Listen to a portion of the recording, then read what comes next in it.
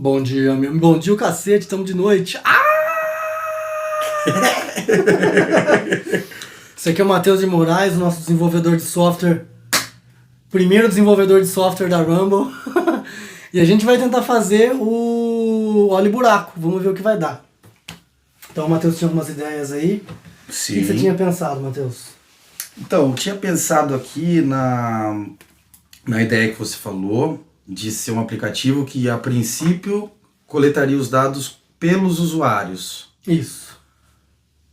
Porém, exatamente. Isso indicaria para a prefeitura, indicaria para possíveis usuários também se teria um caso de lombada ou um caso de valeta. Para prevenir acidente e para também questão de manutenção. Isso.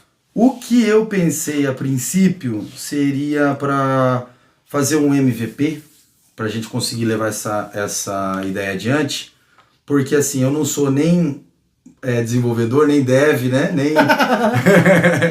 Eu sou um engenheiro que sabe um pouco de estatística, um pouquinho mais de estatística do que a média. Tá. Então, normalmente, o que eu sei fazer é modelo estatístico que consegue identificar alguns padrões, né? E no caso, a gente pensou em fazer um algoritmo que identificasse padrões nos sinais de vibração coletados pelo celular, né? Pelos acelerômetros do celular. Certo. Então, por exemplo, se a gente tiver um bom banco de dados e a gente tiver como rotular os dados para dizer isso aqui é uma lombada, isso daqui é uma valeta... De acordo com o quanto ele treme? Porque ele vai ter padrões diferentes. Aí, exatamente, de acordo com quanto ele treme, pelo formato da onda, do tremor, pela duração, né? Tá. Tanto pela amplitude quanto pela duração. Ele vai falar um buraco. Aí a gente tem que fazer essa curadoria primeiro. Tá. A minha ideia seria desenhar o software primeiro, assim, a gente treina um protótipo com dados assim de vibração que a gente vai dizer, né? A gente vai passar por uns 100 buracos e falar, esse aqui é buraco. Depois vamos passar numas 100 valetas. Mas tem como compilar isso em algum tipo de IA para isso, é isso que a gente vai fazer. O software falar assim, não, então, se aquele lá era um buraco, isso aqui também é. Isso, então, mas a ideia é que assim, a princípio, a gente teria que treinar a IA dizendo para precisaria treinar ela dizendo para ela o que é um buraco, e o que é uma valeta. Porque a partir do momento que você tem, vamos supor assim, na primeira versão do app, ele já tem uma noção do que é valeta e buraco quando o carro passa. Daí ele pede para o usuário informar. É valeta ou é buraco? E aí isso vai ajudando ele a treinar mais vezes. E aí durante o uso, assim que ele vai pegar a informação do GPS e vai conseguir avisar antes do buraco acontecer. Tá. Então vai ter que ter uma etapa preliminar de ajuste, né, de treinamento, e aí esse treinamento é que eu só conheço o algoritmo que são supervisionados, que você tem que informar pro algoritmo o rótulo e apresentar para ele o sinal, né, o que ele tem que descobrir o que é. Tá. Mas você fala como se fosse um estudante, né, você fala, isso daqui é cárie, mostra a foto. Isso é machine learning. Isso é machine learning supervisionado. Tá. Mas tem não supervisionado também que eles conseguem clusterizar, né? Separar os dados sozinho, mas daí eles também não conseguem classificar o que é e o que não é. Ele só fala que tem grupo diferente. Tá. Então, tipo assim, por exemplo, a gente poderia pensar num primeiro momento, numa etapa assim, mais preliminar, protótipo, algo que fosse no sentido de identificar. É lombada ou é valeta ou é normal. Porque às vezes vai ter oscilação também no acelerômetro e vai ser uma condição normal. Sim. Baseline, vamos dizer assim, né? Que o pessoal gosta de usar esse termo, né? Baseline, condição normal. E aí essas duas outras condições, que seria a valeta e a lombada. Só que como que eu pensei também? Eu pensei numa ideia para a gente ter uma grande variabilidade de dados, para a gente ter uma fonte de dados assim, que a gente consiga generalizar o problema. Talvez a gente tenha que passar, por exemplo, com 3 velocidades diferentes. Tá bom. E avisar, por exemplo, a gente está passando lentamente, está passando médio e passando mais rápido, porque vai dar diferença no acelerômetro. Aí você colocar a valeta desviando da valeta, que tem gente que gosta de entortar o carro. Entendi. Entendeu? Então você tem que criar tem que criar vários cenários para você ter um algoritmo que entenda diferentes, porque é complexo, né? A direção é uma coisa complexa, né? Sim. Então, tipo assim, a minha ideia, o que eu consigo, que eu acho que eu consigo, né? Que eu tô tentando, que eu gostaria de fazer com você, a gente, como uma ideia preliminar, é ter essa função de identificar esses 3 tipos de direção, né? Normal, lombada ou valeta. E aí, depois que a gente conseguir fazer isso, aí pensar no desenvolvimento de um software, porque aí eu já não sei tanto, né? Eu não acredito que eu tenha... Normal, lombada, valeta. Cadê o buraco, Matheus? Ui, perdão. O que eu falei? Normal o quê? Lombada não, caramba. Não, mas a lombada é boa, caramba, é isso. A lombada vai dar uma interferência. Vai dar também, tem que colocar lombada. Porque se o acelerômetro tem algum XYZ... Ele tem XYZ. Então vai dar a diferença pra onde ele oscila. Sim, porque sim. A lombada vai ser, obviamente, justo, vai ser o eixo principal, vai ser o Z, vamos dizer assim, né? O eixo principal. A valeta entorta para todo lado, né? Mas possivelmente também o Z é a maior amplitude. Mas o que a gente faz? A gente faz aí tipo uma... a gente pega os 3 sinais e faz um sinal como se fosse resultante. Que aí são as 3 combinados. Mas daí acho que não daria certo. Enfim, tem que pensar depois. Eu acho que não daria certo porque se for uma resultante, o ponto vai parar, por exemplo, aqui. Isso, e aí não faz diferença. Então é importante ter as 3 entradas. Quando vai ter maior amplitude, provavelmente em Z, sempre. Quase sempre. Quase sempre em Z. Sim. Só que daí, talvez se for uma coisa, a aceleração ele capta também? É a aceleração que ele capta, é o sinal que ele capta. Porque se a aceleração for menor, provavelmente a gente está falando de uma lombada, de uma valeta. Justo. Se a aceleração for maior, for mais brusca... Isso, se tiver um tempo, se ele for num tempo mais curto... Isso, exatamente. Isso aí são todas as premissas que a gente tem que ter de antemão antes de pensar no modelo, porque assim a gente consegue pensar em qual modelo pode ser mais efetivo para o problema também. Entendi. E isso é uma coisa muito importante também em Machine Learning, o background, né, a expertise de quem vai desenvolver, de quem está ajudando a desenvolver e de quem vai coletar os dados, pensar nessas condições de diferenciação, né, de várias situações, porque se você treina para situações muito, muito certas, dados muito perfeitos e precisos, pode ser que isso não corresponda com a realidade, o mundo físico. O que você falou só do cara virar vai dar diferença. Então é bom colocar diversas fontes de variabilidade, fontes de incertezas, né, na coleta dos dados, e isso numa etapa de treinamento, e também depois tem que cruzar isso com o dado do GPS, né, porque isso vai ser determinante também. Sim, aonde está o buraco. Exato, isso é o mais importante, né, porque ele avise antes, né, eu não sei como fazer isso também, então... Mas eu conheço bastante gente nessa área. Um passo de cada vez. E assim, eu não sei qual que é a sua intenção, mas eu acho que seria legal se a gente conseguisse divulgar isso e colocar num GitHub, colocar num open source. Eu acho maravilhoso. Divulgar e documentar passo a passo. E a gente... Estamos documentando. Essa é a primeira primeira reunião. É isso, essa é a reunião de desenvolvimento. Reunião de pauta. Mas eu acho que seria interessante começar com essas ideias assim. Coletar os dados primeiro. Então a gente pode pensar assim de uma forma bem científico mesmo. Contar até 10 e passar por uma lombada. Sei lá, alguma coisa assim. Tipo, alguma coisa bem que seja padronizada na coleta dos dados do primeiro modelo, né? Para você fazer, pra gente captar os dados, você vai ter que gerar um software primário, não vai?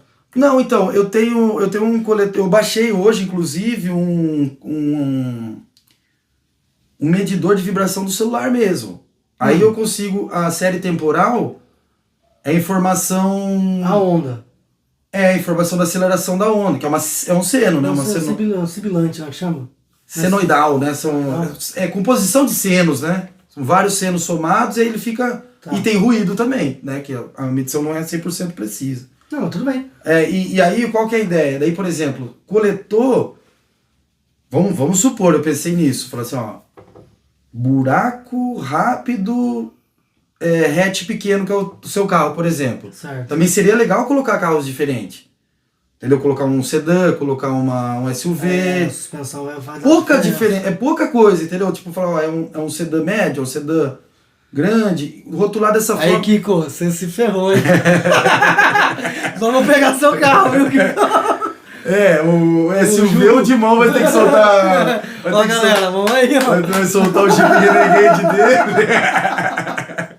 Muito bom, muito bom. E aí, entendeu? Para ter essas variabilidades também. Eventualmente você pode ter a resposta do carro pode interferir. Sim, a suspensão do carro vai mudar o tanto do Z que oscila, né? Isso, exato. Você pegar, por exemplo, se pegar um Troller, não vai ter buraco nenhum. Tudo duro, né? Tudo... Não, é isso que eu tô falando. Tipo, o cara vai passar. Passa tranquilão. Então é bom também ter essas variabilidades e aí tudo que a gente consegue colocar de informação a mais de antemão pro modelo é melhor para ele, até para o usuário. Hoje eu vou sair com se não com também, festão, qualquer coisa vai dar buraco. Dependendo se for um carro todo zoadão, né, mano? Se for um carro que tá todo sem amortecimento e... olha lá. Entendeu? Então é bom ter bastante variabilidade. Então eu acho que assim, o que o pessoal fala muito assim, por isso que eu não gosto de falar assim machine learning, essas coisas muito marqueteira, porque é o seguinte, machine learning normalmente o pessoal fala com grandes volumes de dados. Problemas de internet, que o cara consegue coletar dados. Big Data, não é? Big Data, consegue coletar dado em tempo real. Então, nesse caso, a forma como ele constrói o modelo acaba sendo muito mais importante do que a coleta dos dados, porque os dados são gigantes. Lógico, vai ter parte de filtrar, né? Vai ter toda uma engenharia por trás desses dados também, né? A estruturação desses dados, tem tudo isso. Mas no caso, quando a gente fala de aprendizagem estatística, que eu acho que é mais o que a gente tenta fazer, né? Inferência estatística para tentar predizer alguma coisa, o que é mais importante é a coleta do dado ser muito bem feita. E aí você ter como, a partir dos dados, generalizar o problema. Entendi, Matheus. E aí depois a parte do software é uma segunda etapa que o que eu acho mais importante é conversar com mais pessoas. Tipo assim, conversar com quem usa esse tipo de coisa. Pegar um Uberista. Isso, pegar um Uber. Isso é fácil, né, cara? Eu pego Uber todo dia, o que mais os caras têm é reclamação. Entenderam por quê, cara? Porque se você pega, por exemplo, a minha ideia é a seguinte, pegar o cara na fonte, porque pensa, o motorista de aplicativo, todo mundo usa muito trânsito. Então, tipo, se você pega um motorista e os caras... No longo prazo, isso aí dá muita manutenção pro carro, pra tudo, né? Se você pega... Por isso que eu pensei em utilizar os dados de outro aplicativo. Porque se você já tá logado porque uma dificuldade nossa vai ser... Mas pensando em escalabilidade da ideia. Se isso der certo, vai ser difícil a gente convencer o cara a ligar o aplicativo enquanto ele tá com o carro. Sim. Entendeu? Então por isso que eu pensei em coletar o dado de outro aplicativo. Eu pensei num Parasita. Mas eu não sei se isso implica em alguma permissão do aplicativo. Eu acredito que não seja fácil, né? Mesmo que você coloque lá que a pessoa autorize você fornecer o celular dela, mas teria que passar pelos dados do aplicativo, né? Mas o que a gente pode pensar é um plugin para o aplicativo. E depois se você do Google. Do Waze. Você do Waze, você do Google. O Waze deve ser do Google, né? Deve ser. Não, mas o Google tem o Google Maps, né? Eu já não sei. Mas enfim, se você... A Unilever é dona do Ariel e do Omo. Que monopólio. Brincadeira, eu nem sei desse cara, tô zoando só. Não, tá vendo? Isso aqui é o departamento de shitstorm. O primeiro departamento de shitstorm da Rumble. Você viu o que eu falei no vídeo? Não. Que eu falei o seguinte, que na Rumble eu não queria ter brainstorm. Porque a gente vai fazer um brainstorm. Não. É um toró de cocô. Aqui vai ter um toró de cocô. A gente vai fazer um toró de churume. Toró de churume. Departamento de shitstorm. Shitstorm, adorei. Porque, não, cara, porque Não, é isso, sai coisa boa, cara. Sai Claro, flor. Não, exato. Do cocô fertilizante. sai fertilizante, cara. É falando merda que você aduba a vida. É isso, é isso, é isso. Então, a gente vai agora... Você já tem como coletar os dados? Dá pra gente testar. Eu baixei o aplicativo, um aplicativo de Android mesmo, nome bem genérico, se chama Vibration Meter. Tá. Vibration Meter, alguma coisa assim. Ele mede a aceleração em X, Y, Z. Aceleração só, puramente, não tem nenhum filtro, nada. Aí só salva como arquivo CSV. Aí ele vem com... A gente vai explicar, na hora que eu estiver desenvolvendo, a gente vai explicar passo a passo do que vai vir, o que é esse dado. Que eu acredito que ele seja tipo uma planilha de Excel, né, um ponto CSV, com 4 colunas. A primeira é o tempo e as outras 3 é a aceleração de X, Y, Z. Exatamente. Então você tem ali um CSV e aí a gente tem que colocar os nossos metadados, né? Que vai ser o tipo do carro,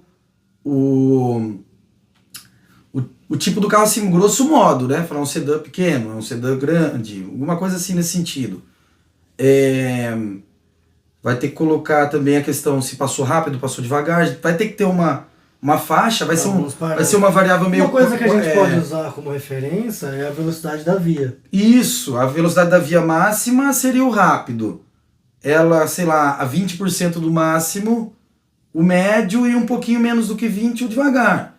Por exemplo, são algumas coisas que eu pensei. Você tem que passar no mínimo na metade da velocidade da via. Isso, né? Que daí senão você tá fora da lei também, né? Também, tem isso aí também. Então... Acho que é 60%, não é? Eu não tenho certeza. Eu não tenho certeza, mas a gente vai confirmar isso antes de fazer. Sim, mas eu acho que é importante você ter essa classificação A, B e C, por exemplo, que é uma variável, vamos dizer assim, uma variável qualitativa, né?